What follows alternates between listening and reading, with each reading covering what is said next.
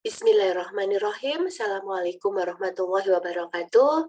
Berjumpa kembali dengan saya Ibu Suci Hasanah pada pembahasan eliminasi fekal atau eliminasi bowel.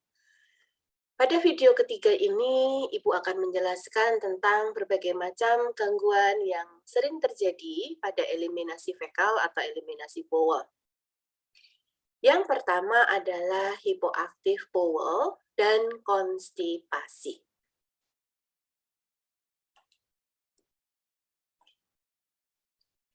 Yang dimaksud dengan hipoaktif bowel, ini merupakan tidak adanya atau berkurangnya peristaltik usus. Berkurangnya peristaltik usus atau tidak adanya peristaltik usus ini bisa dikarenakan karena komplikasi imobilitas. Imobilitas berarti kurangnya gerak, atau bisa jadi tidak adanya gerak. Hipoaktif bowel juga bisa dikarenakan adanya ileus paralitik atau berhentinya peristaltik. Ileus paralitik atau berhentinya peristaltik tadi bisa terjadi pada pasien post-operasi abdomen atau operasi pada daerah perut yang menyebabkan manipulasi terhadap bowel saat pembedahan, sehingga akhirnya menyebabkan berhentinya peristaltik usus.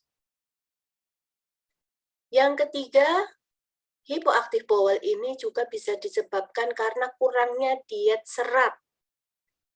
Ya, diet serat, misalnya kurangnya makan makanan sayur, buah, ya, dan makan makanan yang berupa biji-bijian.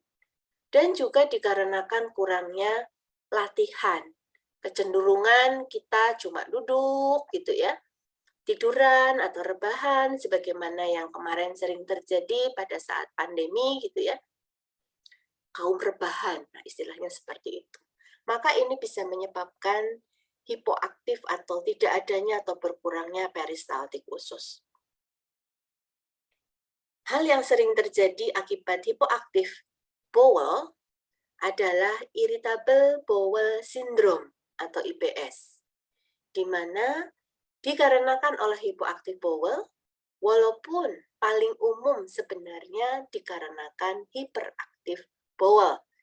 Artinya, irritable bowel syndrome atau IBS ini paling umum dikarenakan hiperaktif bowel, namun bisa juga disebabkan karena hipoaktif dari bowel. Baik, yang berikutnya kita akan membahas tentang konstipasi.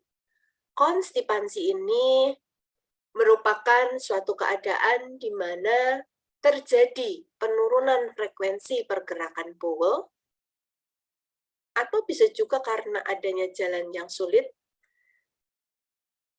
Jalan di sini adalah jalan daripada jalan keluarnya feses ya, atau feses yang kering. Oke. Saya ulangi, konstipasi adalah merupakan suatu keadaan di mana terjadi penurunan frekuensi pergerakan bowel atau jalan daripada lajunya bowel ini mengalami kesulitan atau bisa juga diartikan sebagai feses yang kering. Nah, kondisi konstipasi ini sangat umum terjadi pada pasien yang mengalami hipoaktif bowel. Artinya misalnya tadi orang-orang yang minimal aktivitas ya karena terlalu banyak rebahan, ya duduk, tidak banyak bergerak, maka orang-orang ini pun beresiko tinggi untuk mengalami konstipasi karena kurangnya aktivitas tadi menyebabkan hipoaktif daripada bowel atau menurunnya peristaltik atau tidak adanya peristaltik usus. Akibat daripada hipoaktif bowel menyebabkan feses menjadi lebih padat dan keras. Padahal tadi feses itu lunak gitu ya, di mana konsistensinya terdiri dari 1/4 padat dan 1/4 cairan. 3/4 cairan. harusnya lunak. Tetapi pada hipoaktif bowel ini, karena tidak adanya peristaltik khusus atau peristaltik yang menurun, menyebabkan feses menjadi lebih padat dan keras, akhirnya feses menjadi sulit untuk dikeluarkan. Nah, inilah patofisiologi terjadinya konstipasi. Selain karena hipoaktif bowel, maka konstipasi juga bisa terjadi karena tonus otot yang menurun. Kemudian bisa juga dikarenakan pergerakan bowel yang tidak teratur. Dan konstipasi ini juga bisa terjadi akibat seseorang mengalami khawatir yang berlebihan, atau ada rasa cemas yang berlebihan, atau dikarenakan ada rasa takut yang berlebihan, sehingga pada akhirnya bisa menyebabkan menurunnya pergerakan bowel yang berdampak kepada feses yang keras, padat, sulit dikeluarkan. Akibatnya sulit dikeluarkannya feses tersebut, terjadilah konstipasi.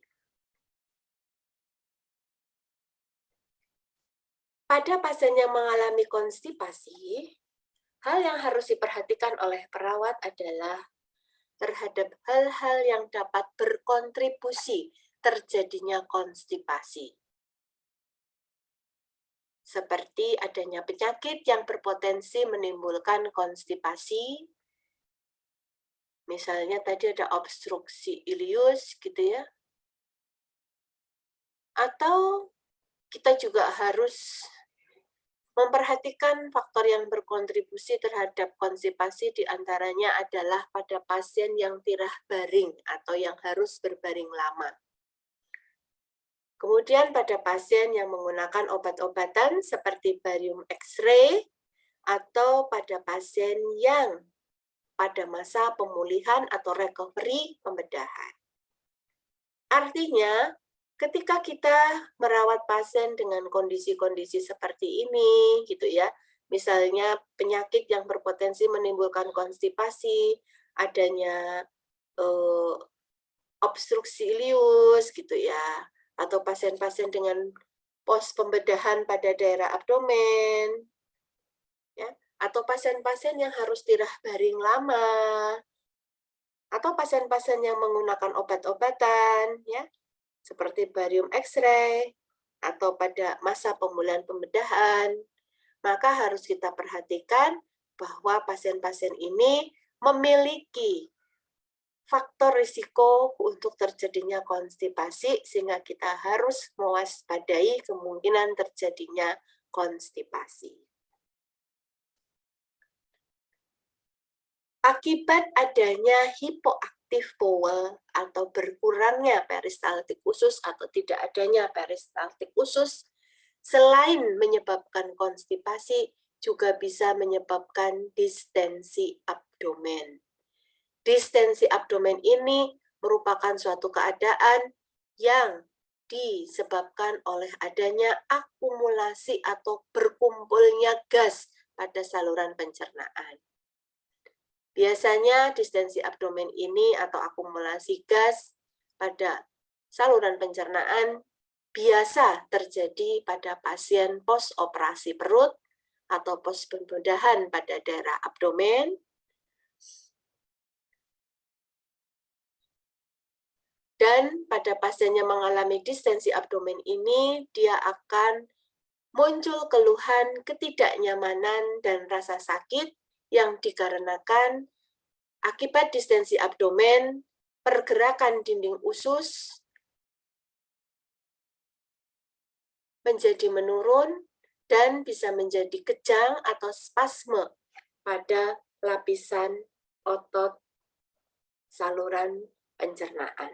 Nah, ini yang menimbulkan pada pasien yang mengalami distensi abdomen bisa mengeluh rasa ketidaknyamanan atau rasa sakit akibat peregangan, ya, bukan pergerakan, peregangan dinding usus dan kejang atau spasme lapisan otot.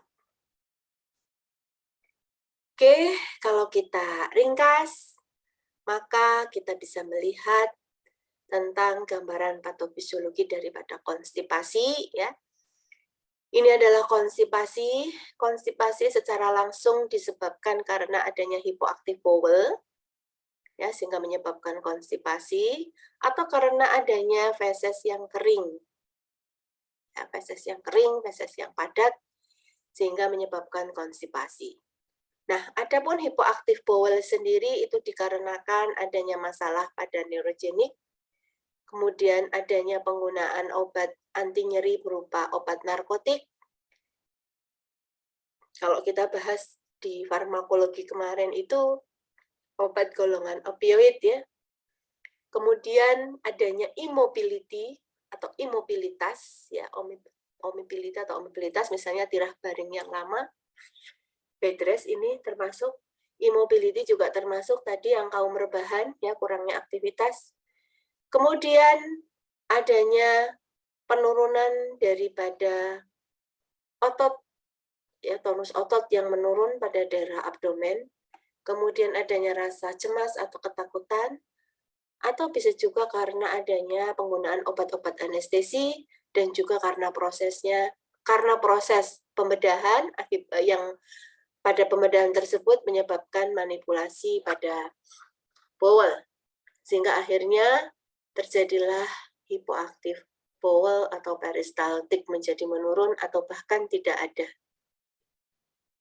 Kemudian adapun feses yang kering, ini bisa menyebabkan konstipasi, di mana feses yang kering ini bisa dikarenakan adanya diet atau diet rendah serat atau fiber, kemudian penggunaan barium X-ray film ya pada orang yang akan dilakukan ronsen, di mana ronsen itu harus diberikan barium X-ray terlebih dahulu, ini bisa menyebabkan feses menjadi kering. Kemudian muntah yang bersifat terus-menerus sehingga menyebabkan pengeluaran cairan dalam jumlah yang banyak, atau menggunakan obat-obatan diuretik sehingga terjadi pengeluaran cairan dari tubuh dalam jumlah yang banyak, maka ini juga akan berdampak kepada feses yang kering. Kemudian bisa juga dikarenakan insufisiensi fluid intake atau berkurangnya intik cairan. Ya, intik cairannya berkurang sehingga fesesnya pun menjadi kering ya, minum airnya berkurang. Nah, akhirnya fesesnya kering. Oke. Baik. Hal yang harus diperhatikan pada orang dewasa yang lebih tua, ya, ini pada orang dewasa yang lebih tua, yang mana biasanya mereka tinggal sendiri, maka akibat dia tinggal sendiri akan berdampak kepada makanan yang dimakan. Biasanya mereka lebih mengutamakan makan makanan siap saji, yang mana makanan siap saji ini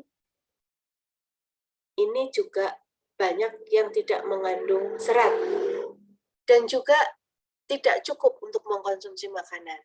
Ya, tinggal sendiri itu biasanya berdampak kepada penyajian makanan. Ya, salah satu sajian makanannya adalah makanan siap saji. Yang mana makanan siap saji ini, misalnya Indomie, mie, maaf ya, tidak menyebut merek, misalnya mie gitu ya, mie ini tidak mengandung serat yang tinggi, atau akibat tinggal sendiri ini tidak cukup untuk mengkonsumsi makanan, sehingga orang tersebut ini beresiko untuk mengalami konstipasi. Kemudian pada orang dewasa yang lebih tua, biasanya asupan akan cairan berkurang, ya, karena urgensi atau karena inkontinensia stres ya, biasanya tuh batuk sedikit itu akhirnya keluar urin gitu ya, atau pipisnya keluar, nah, atau urgensi atau inkontinensia stres, sehingga akhirnya kalau begitu aku minumnya sedikit aja, nah gitu. Kemudian bisa juga dikarenakan pada orang dewasa yang lebih tua itu karena kondisi yang sakit-sakitan akhirnya banyak mengkonsumsi obat, termasuk penggunaan obat pencahar. Ya, kita sudah bahas akibat penggunaan obat pencahar pada farmakologi sebelumnya gitu ya. Kemudian penggunaan obat pencahar dengan minyak mineral ini juga akan mengganggu penyerapan vitamin. Sebagai contoh adalah orang dewasa yang lebih tua yang mengkonsumsi mutamusil atau Beniher, yaitu obat bebas tanpa resep berupa obat pencahar, Sehingga akibatnya ini justru pada akhirnya akan menyebabkan konstipasi. Ya, karena akibat penyerapan cairan. Oke.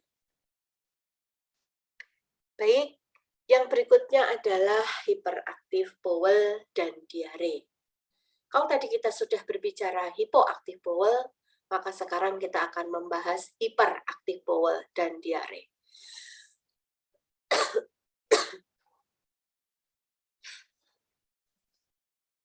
Yang dimaksud dengan hiperaktif bowel adalah peningkatan motilitas usus yang menyebabkan meningkatnya peristaltik usus. Adapun penyebab dari peningkatan motilitas usus atau meningkatnya peristaltik usus diantaranya adalah adanya inflamasi pada saluran pencernaan, penggunaan obat-obatan tertentu, adanya infeksi gitu ya, penyakit divertikulitis, ulceratif colitis, penyakit Crohn, dan tadi IBS. Kemudian pada pasien-pasien yang menjalani operasi bypass lambung, ini juga bisa menimbulkan hiperaktif bowel yang pada akhirnya bisa menyebabkan diare atau suatu kondisi sering buang air besar. Nah, tadi sudah disinggung sedikit tentang diare. Diare ini merupakan suatu keadaan yang terjadi ketika peristaltik yang mendorong makanan di usus terlalu cepat atau hiperaktif tadi, ya, hiperaktif bowel. Ini menyebabkan diare. Akibat terlalu cepatnya makanan didorong dari usus karena peristaltik yang terlalu cepat menyebabkan tidak ada absorpsi nutrien, tidak ada absorpsi elektrolit, dan tidak ada absorpsi air. Akibatnya, feses yang terbentuk berupa cair atau setengah bentuk.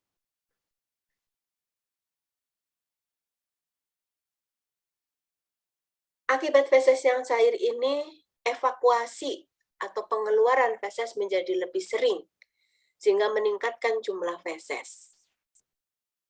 Nah, peningkatan frekuensi buang air besar lebih dari 3 kali dalam sehari, inilah yang disebut dengan diare. Kalau masih 3 kali, masih normal, karena pada kondisi normal, orang bisa melakukan eliminasi BAK atau eliminasi bowel ya sampai 3 kali. Tapi kalau sudah lebih dari 3 kali dengan konsistensi feses cair, maka inilah yang disebut dengan diare. Diare seringkali terjadi sebagai respon tubuh untuk membersihkan tubuh dari racun atau dari berbagai zat yang bersifat patogen. Misalnya, kita makan makanan, ternyata makanan tersebut ada bakteri patogennya. Sehingga begitu kita makan, akhirnya memicu refleks gastrokolik tadi, ya, dan berulang-ulang refleks gastrokolik terjadi, akibatnya muncul hiperaktif bowel dan terjadilah diare. Nah, pada kondisi karena adanya bakteri patogen misalnya atau diare, ini baiknya jangan buru-buru mengkonsumsi obat. Ya, misalnya Anda diare, jangan buru-buru mengkonsumsi obat. Tapi biarkanlah diare itu terjadi, karena bisa jadi diare ini sebagai upaya membersihkan tubuh dari racun atau patogen, dan nanti bisa sembuh sendiri. Kalau sudah terlalu sering dan itu belum sembuh-sembuh juga lah, barulah kita harus berkunjung ke dokter atau ke fasilitas pelayanan kesehatan untuk mengatasi diare.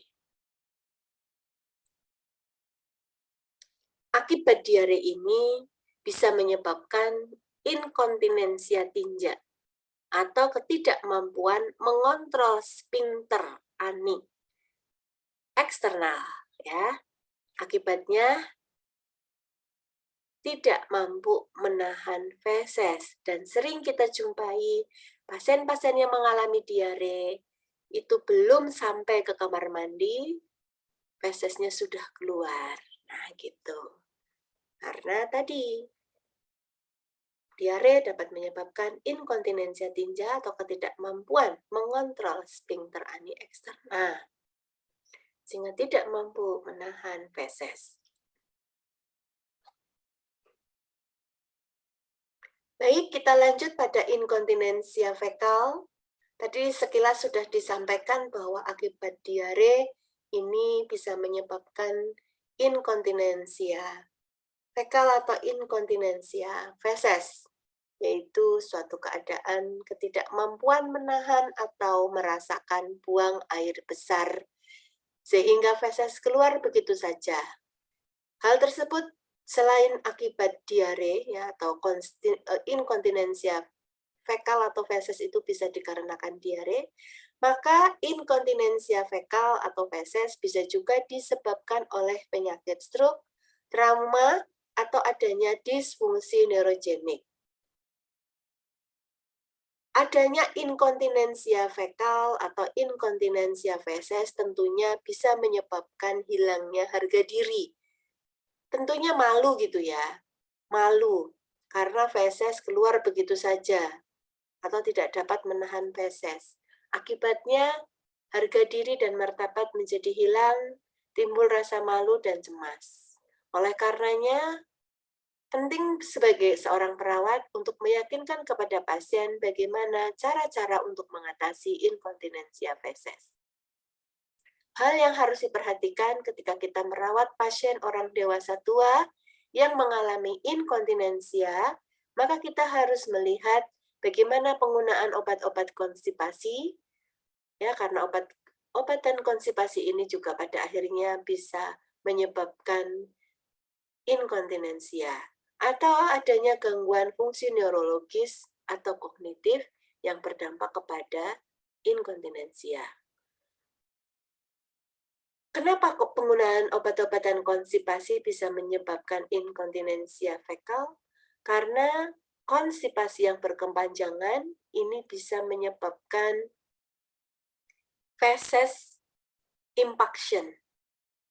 Artinya, konstipasi berkepanjangan, fesesnya kan mengumpul tuh di sigmoid. Terus semakin banyak, fesesnya menjadi impax, macet di situ. Nah, feses yang macet atau feses impaction ini akhirnya menyebabkan timbulnya feses merembes gitu, ya. Cairan feses itu akhirnya merembes dari sekitar sumbatan tinja. Keluarlah rembesan tadi melalui anus. Inilah yang disebut dengan inkontinensia berair. Gitu. Baik, demikianlah penjelasan terkait berbagai masalah yang sering terjadi pada eliminasi fekal atau gangguan pada eliminasi fekal. Selanjutnya, kita akan masuk kepada subpokok pembahasan yang berikutnya, yaitu asuhan keperawatan pada gangguan eliminasi fekal. Namun, seperti biasa, subpokok bahasan ini Anda bisa lihat pada video selanjutnya. Sementara, akan saya tutup terlebih dahulu. Semoga bermanfaat. Mohon maaf apabila ada yang kurang. Wabillahi taufiq wal hidayah. Wassalamualaikum warahmatullahi wabarakatuh.